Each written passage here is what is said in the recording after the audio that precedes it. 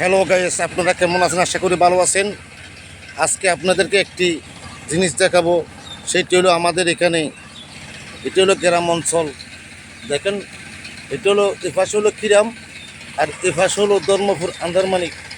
এই রাস্তা দিয়ে প্রায়ও আমরা 20,000 পরিবার যাতায়াত করি।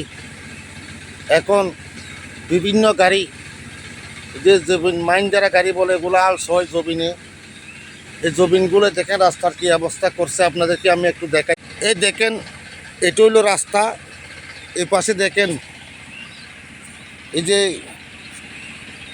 জমিন শ্বাস করে ওঠার সময় রাস্তাগুলো কীরকম করে ভেঙে ফেলছে ওরা। ওদেরকে মানা করলে, বরণ করলে ওরা শোনে না। এগুলার আসলে এলাকার মেম্বার চেয়ারম্যানের মাধ্যমে এগুলা আইনের আওতায় আনার দরকার। এই রাস্তাগুলো যদি এরকম ভেঙে ফেলে, আমরা ভবিষ্যতে কি করব? দেখেন, এই হলো ধানের জমি, এটা হচ্ছে রাস্তা। এই গাড়ি উঠার সময় এই রাস্তাটা কেমন করে যে ভেঙে ফেললো, আপনারা একটু দেখেন।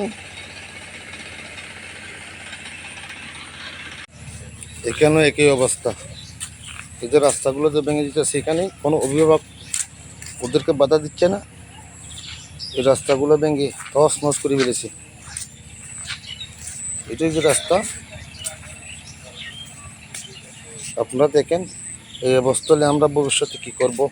আমাদের ছেলেমেয়েরা স্কুলে যেতে পারবে না গাড়ি করে, এবং একটা অসুস্থ রোগী গাড়ি করে যেতে পারবে না রাস্তাতে যেরকম ভেঙে ফেলে।